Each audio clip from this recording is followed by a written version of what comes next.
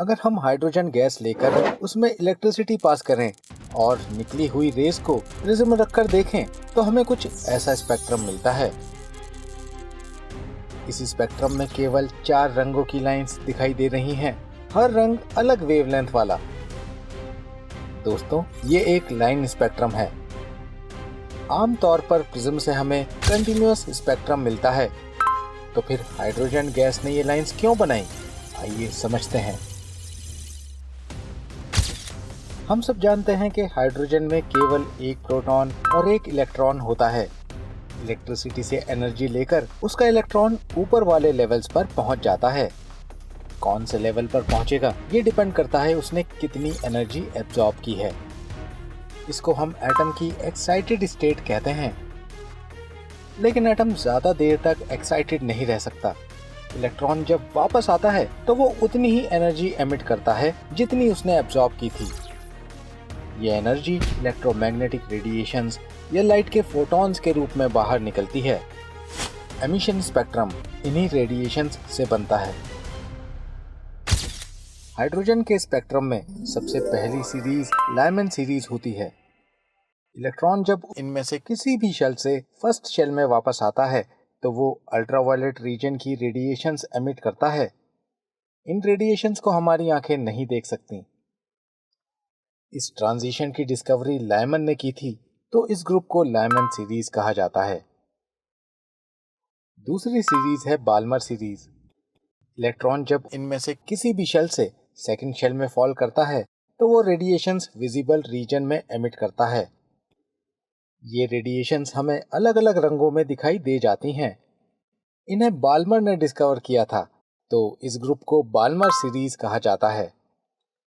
अब आती हैं पाश्चन, ब्रैकेट और फंड सीरीज।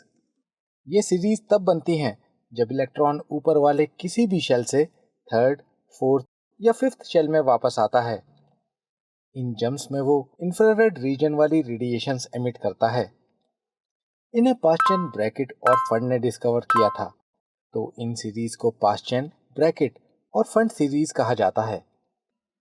इन सभी में सबसे पहले बाल्मर सीरीज डिस्कवर हुई थी, क्योंकि ये विजिबल रीजन में आती है और हमें दिख सकती है।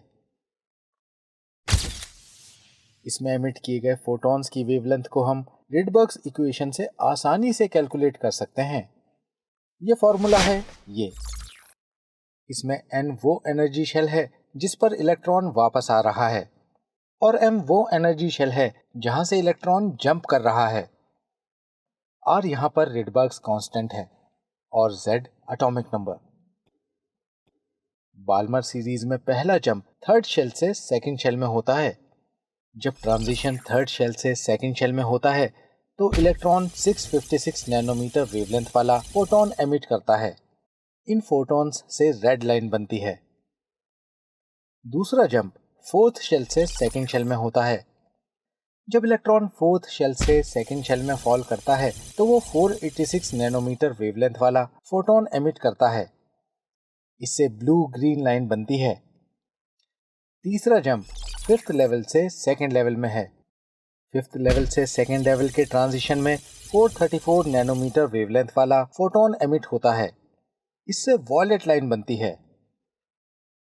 अगला ट्रांजिशन सिक्स्थ लेवल से सेकंड लेवल में है।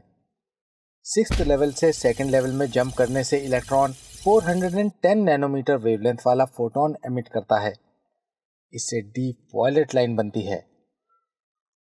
तो विजिबल रेंज में बनने वाला कुछ इस तरह का होता है हाइड्रोजन का लाइन स्पेक्ट्रम।